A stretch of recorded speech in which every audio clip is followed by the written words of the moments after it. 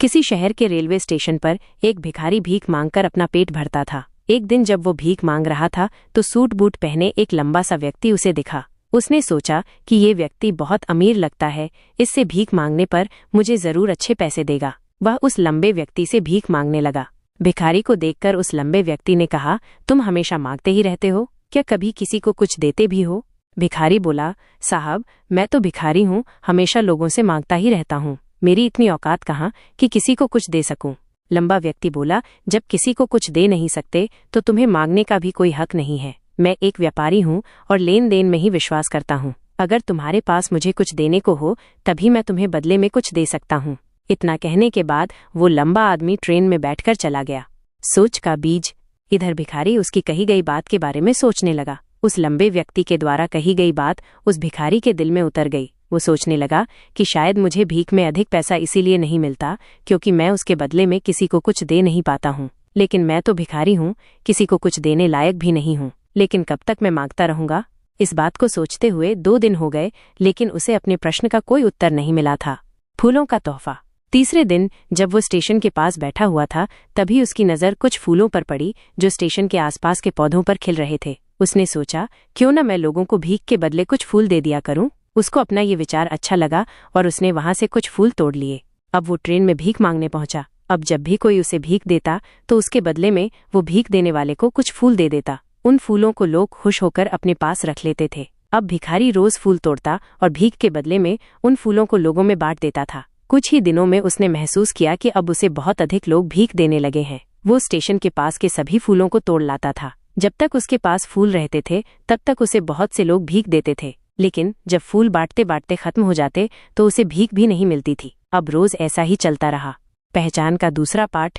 एक दिन जब वो भीख मांग रहा था तो उसने देखा कि वही लंबा व्यक्ति ट्रेन में बैठा है जिसकी वजह से उसे भीख के बदले फूल देने की प्रेरणा मिली थी। वह तुरंत उस व्यक्ति के पास पहुंच गया और भीख मांगते हुए बोला, आज मेरे पास आपको देने के लिए कुछ फूल हैं, आप मुझे भीख दीजिए तो बदले में मैं आपको कुछ फूल दूंगा। उस लंबे व्यक्ति ने उसे भीख के रूप में कुछ पैसे दे दिए और भिखारी ने कुछ फूल उसे दे दिए। उस लंबे व्यक्ति को ये बात बहुत पसंद आई। वो बोला, वाह क्या बात है, आज तुम भी मेरी तरह एक व्यापारी बन गए हो। इतना कहकर फूल लेकर वो लंबा व्यक्ति अपने स्टेशन पर उतर गया। नया आत्मविश्वास।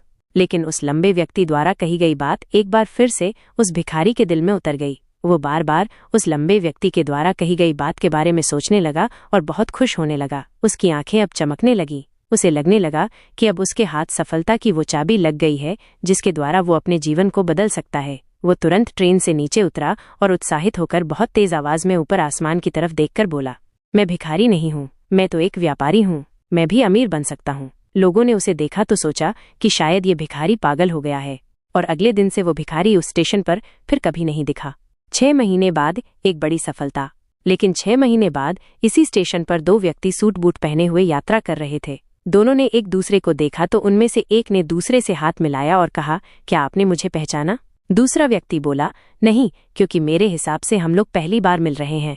पहला व्यक्ति बोला, नहीं, आप याद कीजिए, हम पहली बार नहीं बल्कि तीसरी बार मिल रहे हैं।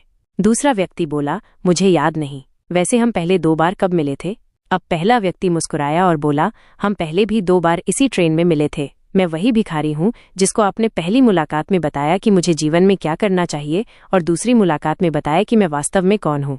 दूसरा व्यक्ति मुस्कुराया और अचंभित होते हुए बोला, ओह, याद आया, तुम वही भिखारी हो जिसे मैंने एक बार भीख देने से मना कर दिया था और दूसरी बार मैंने तुमसे कुछ फूल खरीदे थे। लेकिन आज तुम ये सूट बूट में कहाँ जा रहे हो और आजकल क्या कर रहे हो? पहचान का तीसरा पाठ। मैं एक बड़ा व्यापारी हूँ। तब पहला व्यक्ति बोला, हाँ, मैं वही भिखारी हूँ, लेकिन आज मैं फूलों का एक बहुत बड़ा व्यापारी हूँ और इसी व्यापार के काम से ही दूसरे शहर जा रहा हूँ। कुछ देर रुकने के बाद वो फिर बोला, आपने मुझे पहली मुलाकात में प्रकृति का वो नियम बताया था जिसके अनुसार हमें तभी कुछ मिलता है जब हम कुछ देते हैं। लेन देन का ये नियम वास्तव में काम करता है। मैंने ये बहुत अच्छी तरह महसूस किया है, लेकिन मैं खुद को हमेशा भिखारी ही समझता रहा। इससे ऊपर उठकर मैंने कभी सोचा ही नहीं।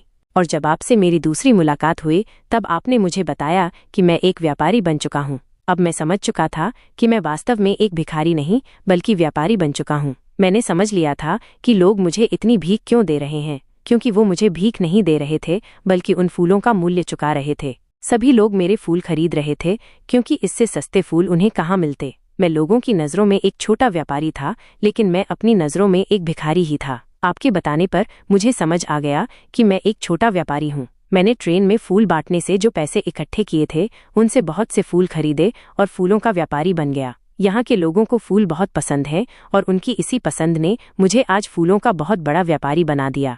दोनों व्यापारी अब खुश थे और स्टेशन आने पर साथ उतरे और अपने अपने व्यापार की बात करते हुए आगे बढ़ गए। इस कहानी से हमें क्या सीख मिलती है? दोस्तों, इस कहानी से हमें बहुत कुछ सीखने को मिलता है। कहानी में लंबा व्यापारी गिव एंड टेक, लेन देन के नियम को बहुत अच्छी तरह जानता था। दुनिया के सभी बड़े व्यापारी इसी जीवन के नियम का उपयोग करके सफल हुए हैं। इस फॉर्मूले को उसने भिखारी को भी बताया। भिखारी ने इस प्राकृतिक नियम को अपना लिया और इसका असर उसके जीवन में साफ दिखाई देने लगा। उसने अपनी सोच बदली और उसकी जिंदगी बदल गई। यह कहानी हमें बताती है कि हम यदि अपनी सोच बदल लें तो कुछ भी हासिल किया जा सकता है।